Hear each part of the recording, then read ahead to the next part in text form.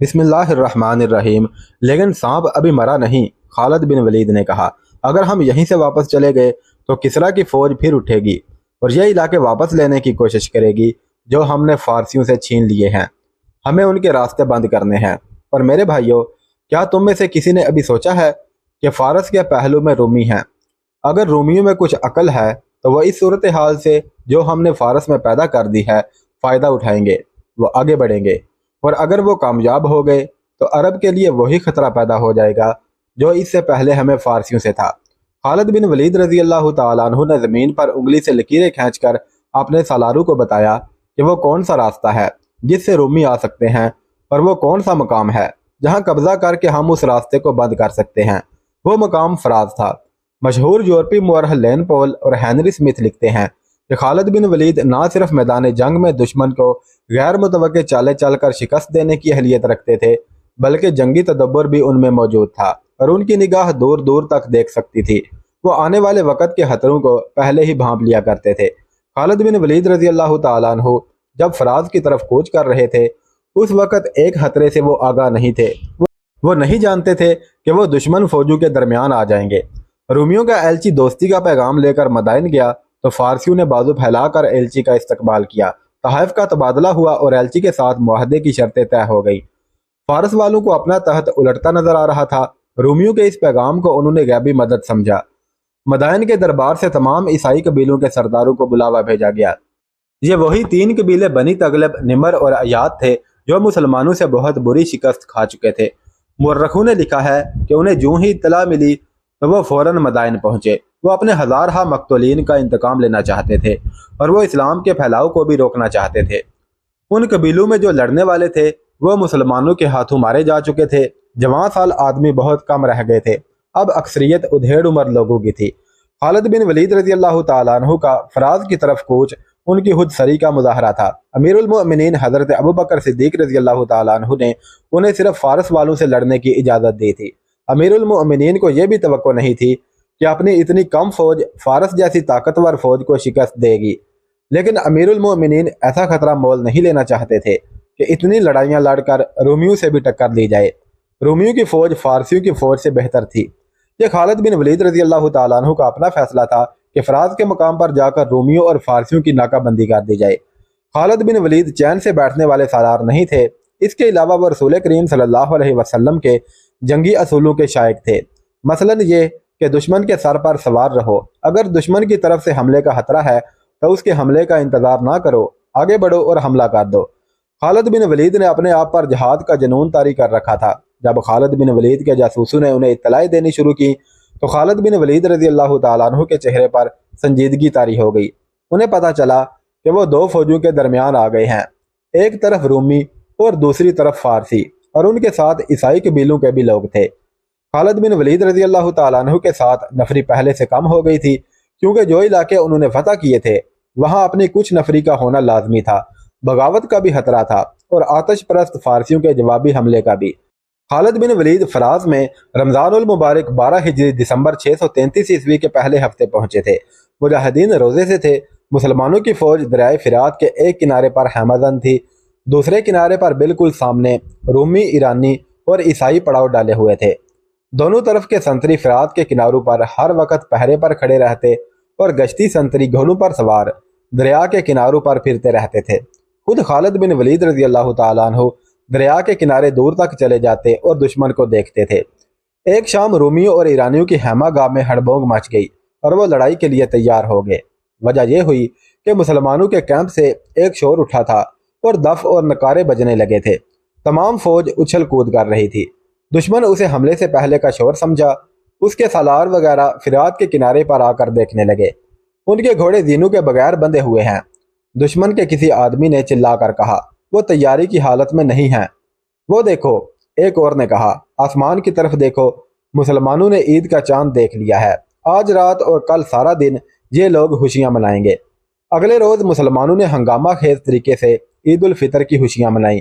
اسی خوشی میں فتوحات کی مسرتیں بھی شامل تھیں۔ مسلمان جب عید کی نماز کے لیے کھڑے ہوئے تو دریا کے کنارے اور کیمپ کے ارد گرد سنتریوں میں اضافہ کر دیا گیا تاکہ دشمن نماز حالت میں حملہ نہ کر سکے۔ مجاہدین اسلام خالد بن ولید نے نماز کے بعد مجاہدین سے مختصر سا خطاب کیا، نماز کے بعد ایسے انداز سے اس تقریب سعید کی خوشیاں مناؤ کہ دشمن یہ تاثر لے کہ مسلمانوں کو کسی قسم کا اندیشہ نہیں اور انہیں اپنی فتح کا پورا یقین ہے۔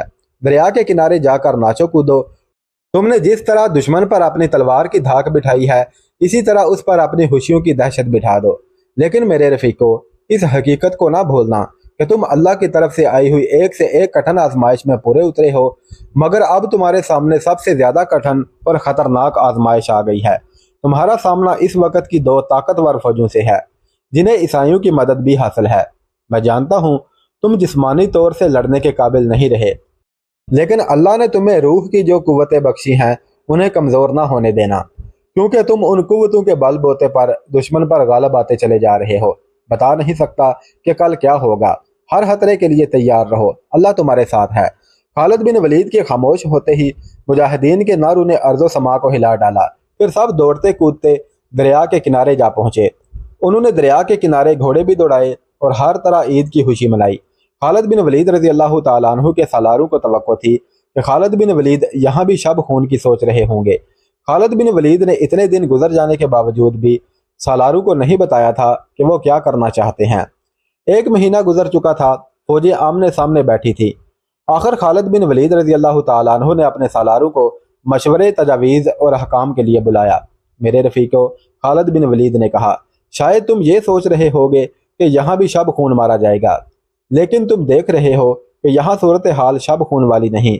دشمن کی تعداد بہت زیادہ ہے، ہم ہمیشہ قلیل تعداد میں لڑے ہیں، لیکن یہاں ہمارے درمیان دریا حائل ہے، دشمن اس دریا سے فائدہ اٹھا سکتا ہے۔ تم نے دیکھ لیا ہے کہ دشمن اتنی زیادہ تعداد کے باوجود ہم پر حملہ نہیں کر رہا، اس سے صاف ظاہر ہوتا ہے کہ وہ احتیاط سے کام لے رہا ہے۔ ہمارے لیے بہتر یہ ہے کہ اس کی احتیاط کو ہم اور طول دیں اور حملے میں پہل نہ کریں۔ میں چاہتا ہوں کہ حملے میں پہل وہ کرے۔ اگر تم کوئی مشورہ دینا چاہو تو میں اس پر غور اور عمل کروں گا۔ تقریباً تمام سالاروں نے متفقہ طور پر کہا کہ ہم پہل نہ کریں اور کوئی ایسی صورت پیدا کریں کہ دشمن دریا عبور کر آئے۔ کچھ دیر سالاروں نے بحث و مباحثہ کیا اور ایک تجویز پر متفق ہو گئے اور اسی روز اس پر عمل شروع کر دیا گیا۔ اس کے مطابق کوئی ایک دستہ تیار ہو کر دریا کے ساتھ ساتھ کسی طرف چل پڑتا۔ دشمن یہ سمجھتا کہ مسلمان کوئی نقل و حرکت کر رہے ہیں، چنانچہ اسے بھی اس کے مطابق کوئی نقل و حرکت یا پیش بندی کرنی پڑتی۔ یہ سلسلہ 15-16 دن چلتا رہا۔ بعض مورخوں نے لکھا ہے کہ رومی مسلمانوں کی ان حرکات سے تنگ آ گئے تھے، وہ پہلے ہی مسلمانوں کے خلاف کسی میدان میں نہیں لڑے تھے۔ ان کے سالاروں کے ذہنوں پر یہ بات آسیب کی طرح سوار ہو گئی تھی کہ جس قلیل فوج نے فارسیوں جیسی طاقتور فوج کو ہلنے کے قابل نہیں چھوڑا، وہ فوج کوئی خاص داؤ چلتی ہے جسے ان کے سوا کوئی اور نہیں سمجھ سکتا۔ پہلے بتایا جا چکا ہے کہ خالد بن ولید دشمن پر نفسیاتی وار کرنے کی مہارت رکھتے تھے۔ اس صورتحال میں بھی انہوں نے رومیوں کو تذبذب میں مبتلا کر کے ان کے ذہنوں پر ایسا نفسیاتی اثر ڈالا کہ وہ نہ کچھ سمجھنے کے اور نہ کوئی فیصلہ کرنے کے قابل رہے۔ 21 جنوری 634 عیسوی کے روز دشمن اس قدر تنگ آ گیا کہ ایک سالار نے دریا کے کنارے کھڑے ہو کر بڑی بلند آواز سے مسلمانوں سے کہا، کیا تم دریا پار کر کے ادھر آؤ گے یا ہم دریا پار کر کے ادھر آ جائیں؟ لڑنا ہے تو سامنے آؤ، ہم تعداد میں بہت تھوڑے ہیں۔ خالد بن ولید نے اعلان کروایا، ہم سے ڈرتے کیوں ہو؟ تمہاری تعداد اتنی زیادہ ہے کہ تمہیں ہم سے پوچھے بغیر ادھر آ جانا چاہیے۔ پھر سنبھل جاؤ۔ دشمن کی طرف سے للکار سنائی دی، ہم آ رہے ہیں۔ دشمن نے دریا عبور کرنا شروع کر دیا۔ خالد بن ولید نے اپنے مجاہدین کو دریا کے کنارے سے ہٹا کر کچھ دور لڑائی کی ترتیب میں کر لیا۔ حسب معمول ان کی فوج 3 حصوں میں بٹی ہوئی تھی اور خالد بن ولید خود درمیانی حصے کے ساتھ تھے۔ جنگی مبصروں نے لکھا ہے کہ خالد بن ولید نے دشمن کے لیے اتنی زیادہ جگہ خالی کر دی کہ دشمن اور دریا کے درمیان اتنی جگہ خالی رہے کہ دشمن کے عقب میں جانا پڑے تو جگہ مل جائے، ورنہ دریا ان کے عقب کی حفاظت کرتا۔ جب دشمن میدان میں آ گیا تو رومی جرنیلوں نے فارسیوں اور عیسائیوں کے لشکر کو ان کے قبیلوں کے مطابق تقسیم کر دیا۔ انہوں نے ایرانی سالاروں سے کہا کہ اس تقسیم سے یہ پتہ چل جائے گا کہ کون کس طرح لڑا ہے، بھاگنے والوں کے قبیلے کا بھی علم ہو جائے گا۔ یہ تقسیم اس طرح ہوئی کہ رومی الگ ہو گئے، مدائن کی فوج ان سے کچھ دور الگ ہو گئی اور عیسائیوں کے قبیلے مدائن کی فوج سے الگ، اور ہر قبیلہ ایک دوسرے سے الگ الگ ہو گیا۔ رومی جرنیلوں نے یہ تقسیم اس لیے بھی کی تھی کہ مسلمانوں کو بھی اس تقسیم کے مطابق اپنی تقسیم کرنی پڑے گی، جس کے نتیجے میں وہ بکھر جائیں گے اور انہیں آسانی سے شکست دی جا سکے گی۔ میرے رفیقو، خالد بن ولید رضی اللہ تعالیٰ عنہ نے دشمن کو اس طرح تقسیم ہوتے دیکھ کر اپنے سالاروں کو بلایا اور ان سے کہا، خدا کی قسم، دشمن خود احمق ہے یا ہمیں احمق سمجھتا ہے؟ کیا تم نہیں دیکھ رہے کہ دشمن نے اپنی جمعیت کو کس طرح بکھیر دیا ہے؟ دشمن نے ہمارے لیے مشکل پیدا کر دی ہے ابن ولید۔ سالار کاکا بن عمر نے کہا، اس کے مطابق ہمیں بھی بکھرنا پڑے گا، پھر ایک ایک کا مقابلہ 10-10 کے ساتھ ہوگا۔ دماغوں کو روشنی دینے والا اللہ ہے۔ خالد بن ولید نے کہا، ہم آمنے سامنے کی لڑائی نہیں لڑیں گے۔ سوار دستوں کے سالار سن لیں، فوراً سوار 2 حصوں میں تقسیم ہو کر دشمن کے دائیں اور بائیں چلے جائیں، پیادے بھی ان کے ساتھ رہیں اور دائیں اور بائیں پہنچ کر عقب میں جانے کی کوشش کریں۔ میں اپنے دستوں کے ساتھ دشمن کے سامنے رہوں گا۔ دشمن پر ہر طرف سے شدید حملہ کر دو۔ دشمن ابھی لڑائی کے لیے تیار نہیں ہوا، چاروں طرف سے دشمن پر ایسا حملہ کر دو کہ اس کی تقسیم درہم برہم ہو جائے۔ اللہ کا نام لو اور نکل جاؤ۔ رومی، ایرانی اور عیسائی تقسیم تو ہو گئے تھے، لیکن ابھی لڑائی کے لیے تیار نہیں ہوئے تھے۔ خالد بن ولید کے اشارے پر مسلمانوں نے ہر طرف سے حملہ کر دیا۔ دشمن پر جب حملے کے ساتھ ہر طرف سے تیر برسنے لگے تو اس کے بٹے ہوئے حصے اندر کی طرف ہونے لگے، اور ہوتے ہوتے وہ ہجوم کی صورت میں یکجا ہو گئے۔ مسلمان سواروں نے تھوڑی سی تعداد میں ہوتے ہوئے اتنے کثیر دشمن کو گھیرے میں لے لیا۔ دشمن کی حالت ایک گھنے ہجوم کی سی ہو گئی، جس سے گھوڑوں کے گھومنے پھرنے کے لیے جگہ نہیں رہی تھی۔ ایرانی اور عیسائی پہلے ہی مسلمانوں سے ڈرے ہوئے تھے، وہ چھپنے یا پیچھے ہٹنے کے انداز سے رومی دستوں کے اندر چلے گئے اور انہیں حرکت کے قابل نہ چھوڑا۔ مسلمان سواروں نے دوڑتے گھوڑوں سے دشمن کے اس ہجوم پر تیر برسائے، جس سے دشمن کی اتنی بڑی تعداد اور زیادہ سمٹ گئی۔ اس کیفیت میں پیادہ مجاہدین نے حلہ بول دیا۔ عقب سے ایک سوار دستے نے بھی حملہ کر دیا۔ خالد بن ولید رضی اللہ تعالیٰ عنہ نے اپنے تمام سوار دستوں کو ایک ہی بار حملے میں نہ جھونک دیا، دستے باری باری حملے کرتے تھے۔ خالد بن ولید نے ایسی چال چلی تھی کہ لڑائی کی صورت لڑائی کی نہ رہی، بلکہ یہ رومیوں، آتش پرستوں اور عیسائیوں کا قتل عام تھا۔ رومیوں نے دفاعی لڑائی لڑنے کی کوشش کی، لیکن میدان اس کے زخمیوں اور اس کی لاشوں سے بھر گیا۔ سپاہیوں کا حوصلہ ٹوٹ گیا اور وہ میدان سے بھاگنے لگے۔ پیچھے جاؤ، خالد بن ولید رضی اللہ تعالیٰ عنہ نے حکم دیا، ان کے پیچھے جاؤ، کوئی زندہ بچ کر نہ جائے۔ مجاہدین نے تعاقب کر کے بھاگنے والوں کو تیروں اور برچھیوں سے ختم کیا اور مارکا ختم ہو گیا۔ تقریباً تمام مورخوں نے لکھا ہے کہ اس مارکے میں 1,00,000 رومی، ایرانی اور عیسائی مارے گئے اور ایک بہت بڑی اتحادی فوج ختم ہو گئی۔ مسلمانوں کی تعداد 15,000 سے زیادہ نہیں تھی۔ خالد بن ولید 10 روز وہیں رہے۔ انہوں نے بڑی تیزی سے وہاں کا انتظامی ڈھانچہ مکمل کیا، ایک دستہ وہاں چھوڑا اور لشکر کو ہیرا کی طرف کوچ کا حکم دیا۔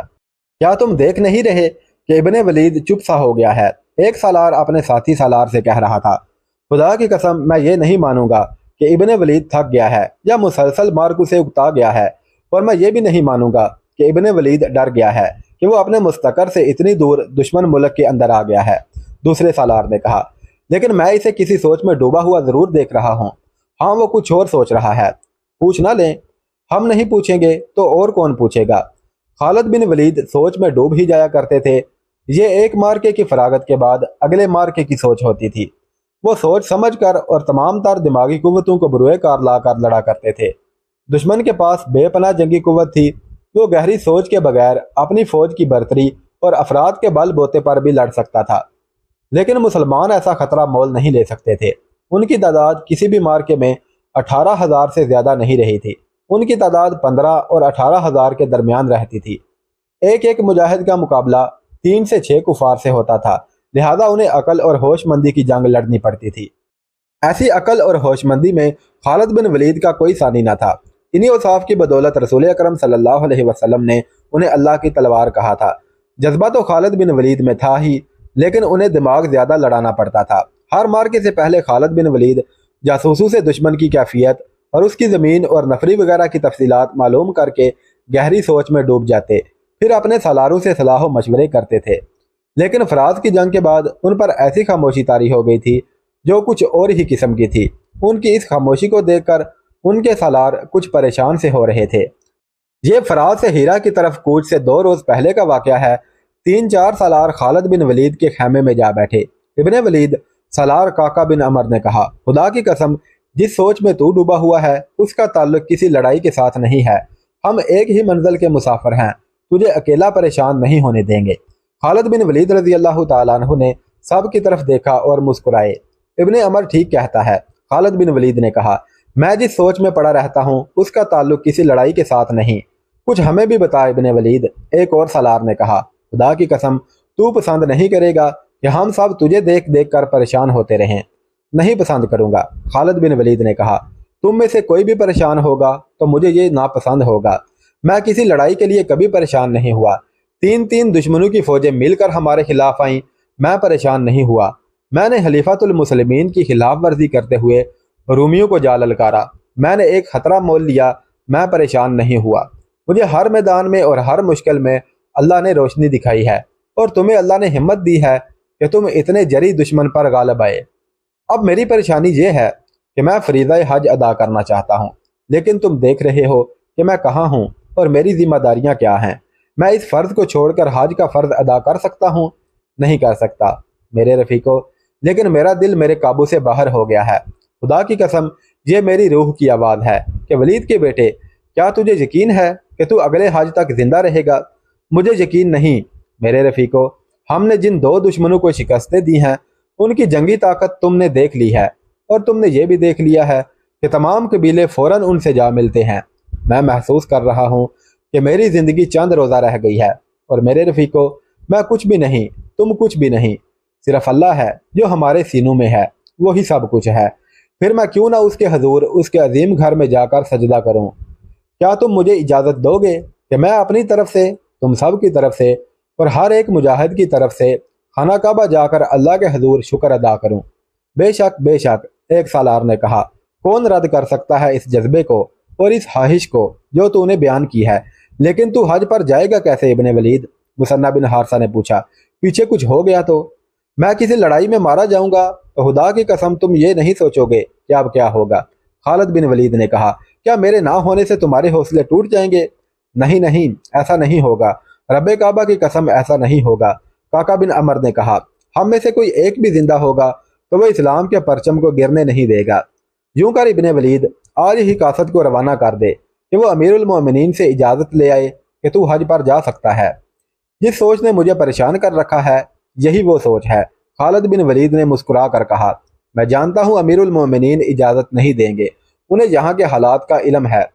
अगर वो इजाज़त दे भी दें तो ये खतरा पैदा हो जाएगा कि दुश्मन को पता चल जाएगा कि इब्ने वलीद चला गया है। मैं अपने लश्कर को भी नहीं बताना चाहता कि मैं उनके साथ नहीं हूँ। मैं बहुत कम वक्त में जाकर वापस आना चाहता हूँ। खुदा की कसम, वलीद के बेटे, मुसन्ना बिन हारसा ने कहा। तू नहीं जानता कि तू जो कह रहा है ये नामुमकिन है।